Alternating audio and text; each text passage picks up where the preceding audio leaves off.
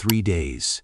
That's how long it took him to die. And in those 3 days, surrounded by doctors, family, his wife, his servants, not one person in that house told the truth.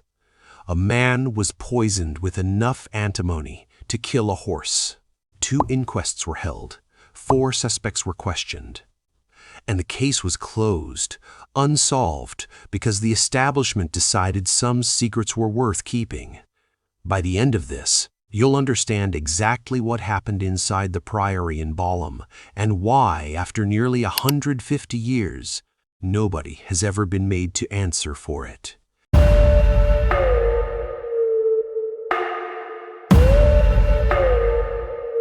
20 to 40 grains of tartar emetic. Balham, London, April 1876. A dose that size should have killed a man in hours. Instead, it took 3 days and gave the murderer just enough time to construct a story that has never fully unraveled. The Priory was a proper grand house, bay windows, manicured lawns, servants, a cook, a housemaid. The sort of address that whispered respectability in every brick. But behind those curtains, core blimey, what a rum affair lay festering. A wife with a scandalous past, a companion with everything to lose, a dismissed coachman who'd told half of Balham his master wouldn't last the year, and a dying man who, right up until his final breath, refused to say a single name. But here's what's never sat right with me, and what history has quietly buried. When the doctors first arrived at his bedside, one woman had already been in that room alone with him. Before anyone else, before the questions began, she had time enough to arrange a story, and that story, contradicted twice under oath, was never properly challenged. Tonight, we put that woman back under the light she spent a lifetime avoiding. By the time this is done, you'll understand not just who most likely put the poison in Charles Bravo's water jug, but why a Victorian court, faced with the evidence, chose to look the other way. This investigation draws on the coroner's inquest records from both 1876 inquests, contemporary press reporting from the Daily Telegraph, the Times, and the Illustrated Police News, and the case notes of DCI Clark, the detective who investigated and ultimately shelved the most scandalous poisoning case in Victorian England. What you're about to hear is not conjecture.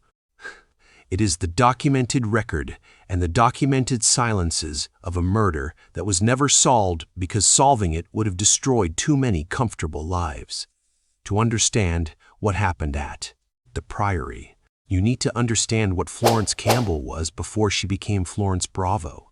She was Australian-born, heiress to a considerable fortune. Her first husband, Alexander Ricardo, was an alcoholic who drank himself to death at 27. After that, Florence, young, wealthy, and finally free, fell into the company of Dr. James Manby Gully, a physician, famous, 62 years old, already married. For 4 years, they were lovers. Florence later admitted to what the Victorians primly called improper intimacy. She fell pregnant. The child was, as the inquest records delicately put it, not brought into the world. When the affair ended, Gully's reputation was tarnished. Florence's was in tatters. Her family were desperate to see her respectably remarried, and to Charles Deloney Bravo, barrister, 30 years old, ambitious, controlling, and crucially already fully aware of Florence's history before he proposed. They married on the 7th of December, 1875. Charles Bravo was dead by the 21st of April, 1876. That is 4 months and 14 days. Think on that. Tuesday, the 18th of April, 1876 had started badly. Charles and Florence had argued in the carriage on their way into London that morning, a row so heated that Florence had ordered the driver to turn back. Charles had persuaded her to continue, but the damage was done. The atmosphere at the Priory that evening was, by all accounts, one of simmering hostility dressed up as civility. Charles returned from the city, rode out, was thrown by his horse, or rather the horse bolted with him and arrived home shaken and agitated. He took a long hot bath, ate dinner with Florence and her live-in companion, Mrs. Jane Cannon Cox, a widow of limited means whose position in the household was entirely dependent on Florence's goodwill. The meal was unremarkable. Soup, sale, roast lamb, poached eggs on toast. Charles drank Burgundy, alone. Florence and Mrs. Cox drank water and sherry. At approximately 9:15 that evening, Charles climbed the stairs to bed. The housemaid, Mary Ann Keeber, passed him on the landing, and later told investigators he looked pale. He glanced at her twice without speaking, which she found unusual. He looked in briefly on Florence, accused her, apparently in French, of already having been drinking. She didn't reply. He went to his own room. What happened in the next 15 minutes remains, to this day, the central question of the Balham mystery. The Daily Telegraph, May the 11th, 1876. The manner in which the inquest into the death of Mr. Charles Bravo was conducted can only be described as secret and unsatisfactory. The public are owed an account of this affair that no coroner's court has yet been willing to provide. That press explosion, a month after Charles died, was the match that lit the powder keg. But before we get to what the papers wanted the public to know, let's stay in that bedroom for a moment. Because what happened there and the order in which it was reported tells us almost everything. Charles called for the housemaid to bring hot water. On her way to the kitchen, Mary Ann passed Mrs. Cox and told her the master was complaining of feeling ill. Mrs. Cox went up. When Mary Ann returned with the hot water, she found Mrs. Cox already in Charles's room. She found Charles on his knees, leaning out of the open window, groaning, his body convulsing. Mrs. Cox would later tell the coroner that at that moment, as the servants rushed past and the doctors were summoned, Charles had whispered something to her, something she alone heard. She said he told her, "I have taken some of Dr. Gully's medicine." Now, bear that in mind, because Mrs. Cox would change that story, not once, but twice. There was one piece of Mrs. Cox's testimony, a detail about what she did in those minutes before anyone else arrived, that the inquest heard, noted, and then appeared to quietly set aside. We'll come back to it. And when we do, it changes the shape of everything. The first doctor, Dr. Joseph Moore of Balham, arrived and found Charles in extremis, retching violently, his skin already taking on the gray pallor that experienced physicians associated with serious poisoning. A second doctor was called, then a third, then, because Florence's father insisted, Sir William Gull, physician to Queen Victoria herself, was brought to the bedside. All 5 doctors agreed. This was antimony poisoning, deliberate, massive, and almost certainly fatal.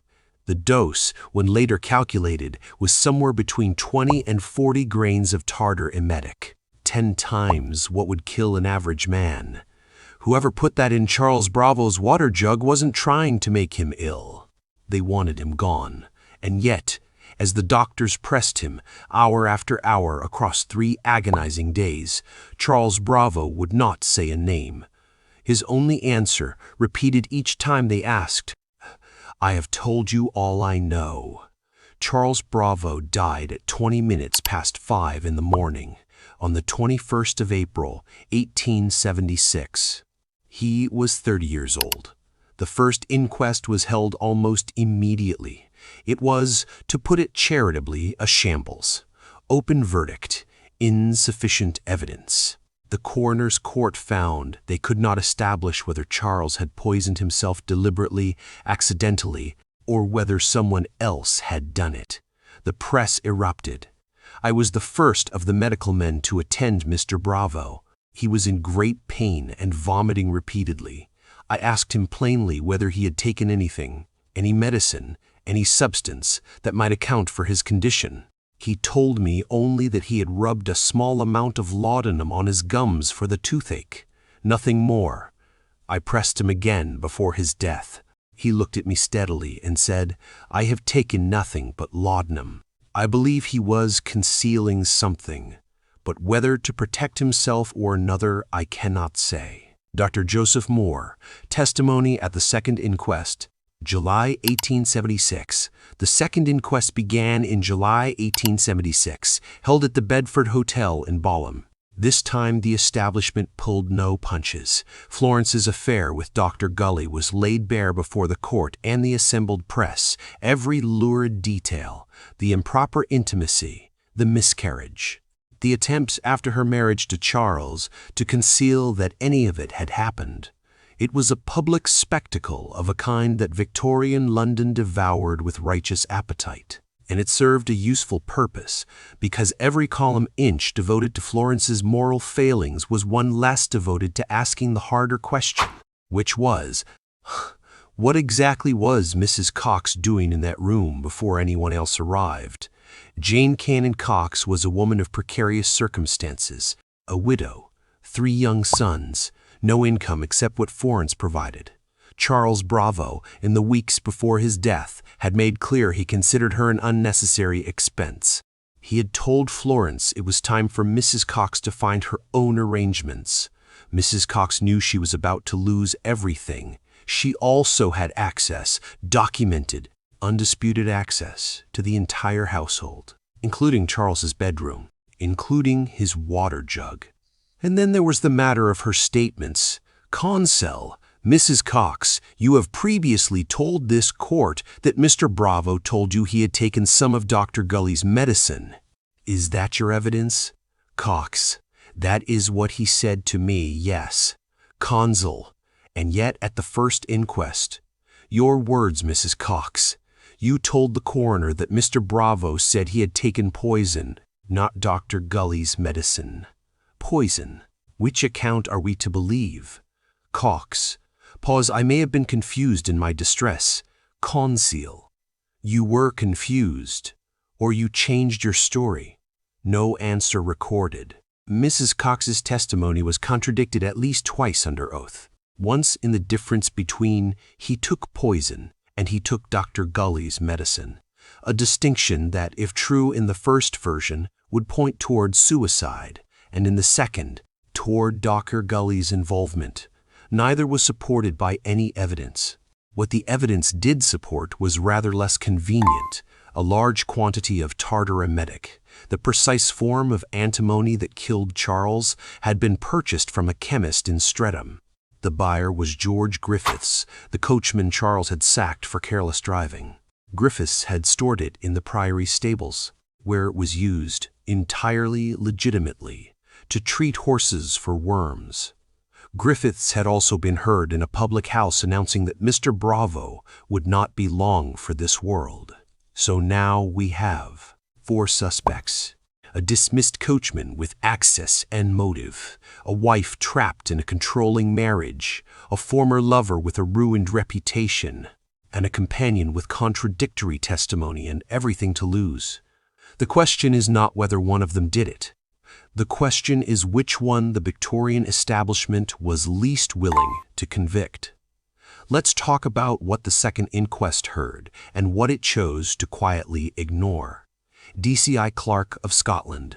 Yard was assigned to investigate. He searched the Priory thoroughly. He found no traces of antimony anywhere in the house, no hidden store, no residue on any utensil. He interviewed every member of the household. He traced the tartar emetic bought by Griffiths and found it largely accounted for in the stables.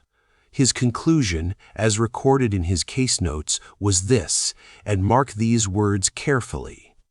Nothing has been elicited to show by what means the deceased met with his death.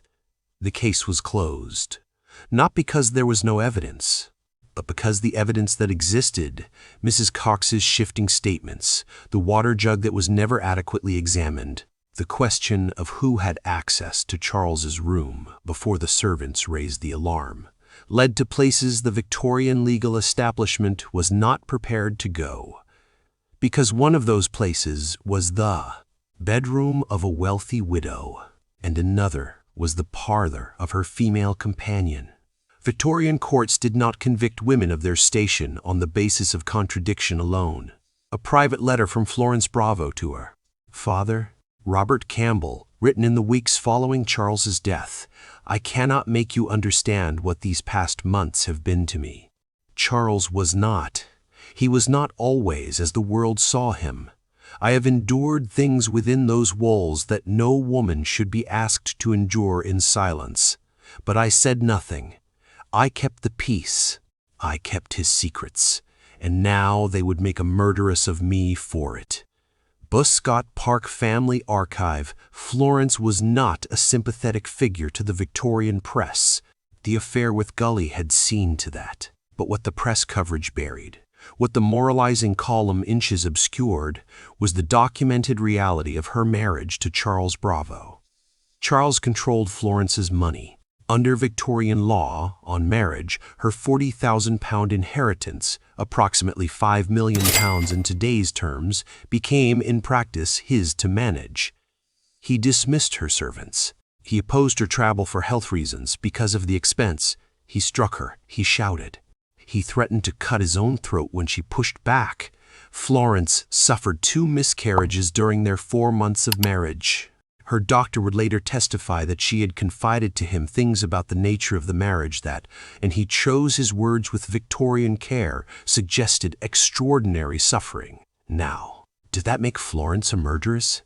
It makes her a woman with motive, and motive, in the absence of physical evidence, was as far as any Victorian court was prepared to go.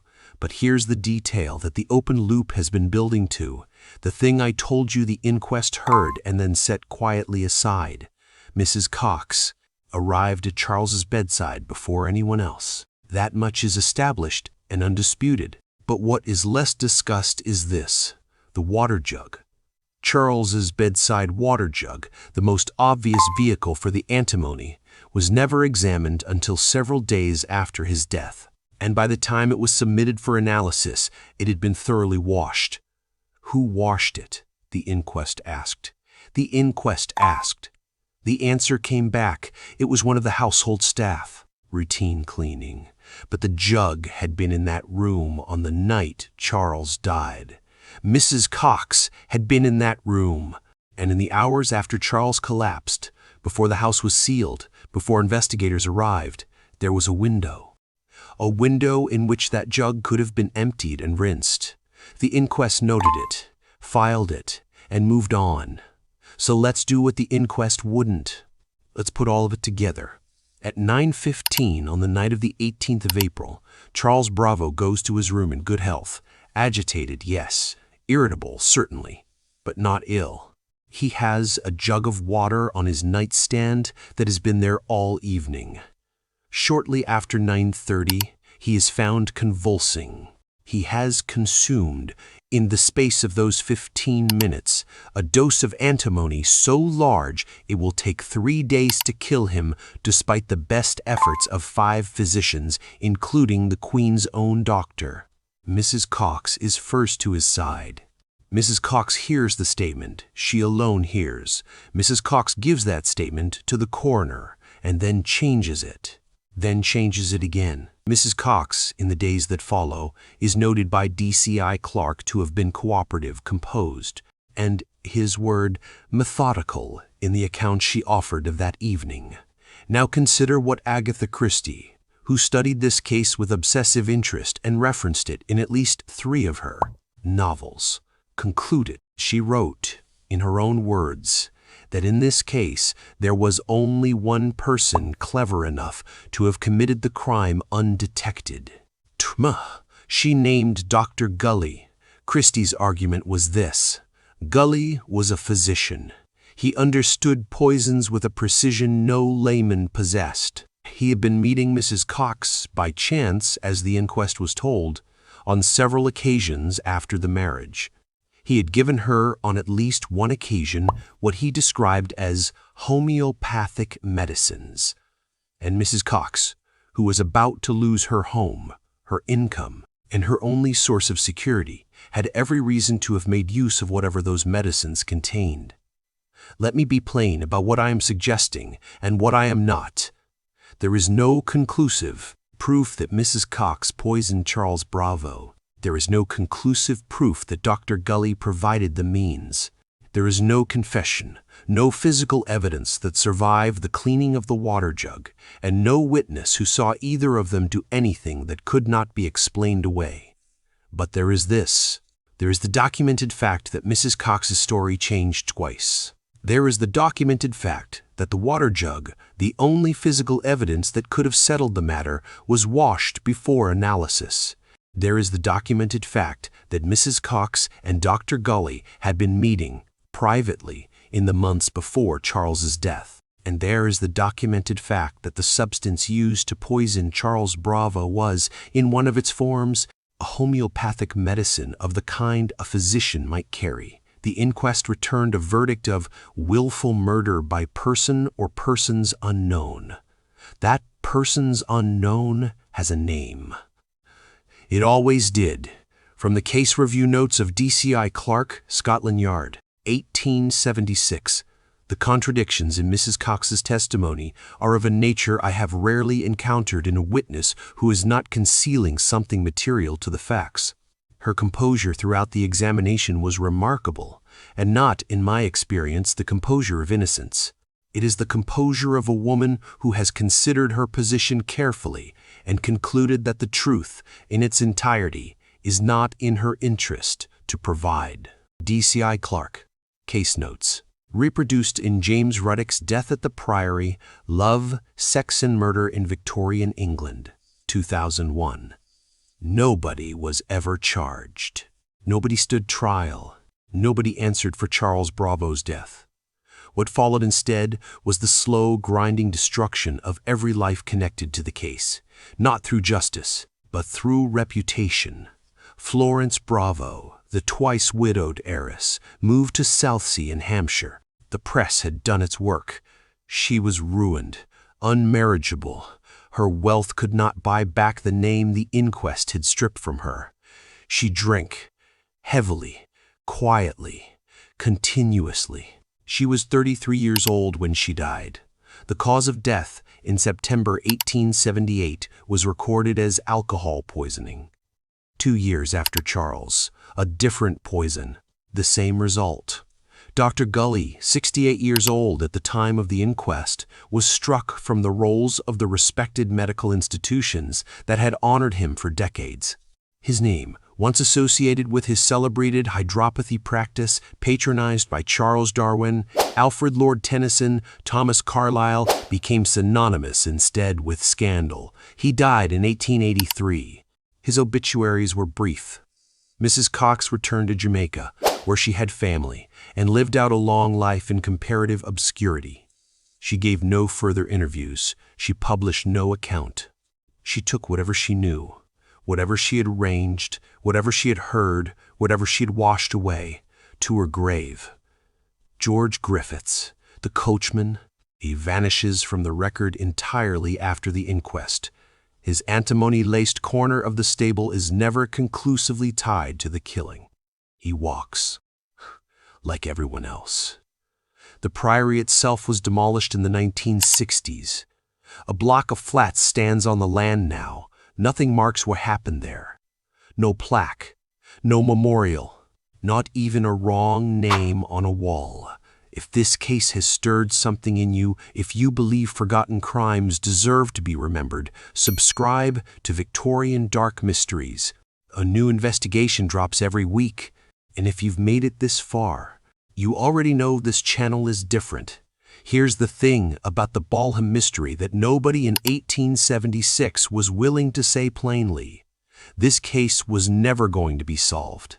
Not because the evidence wasn't there, but because solving it required putting a respectable woman in the dock on a charge that carried the death penalty, on the basis of contradicted testimony and a washed water jug.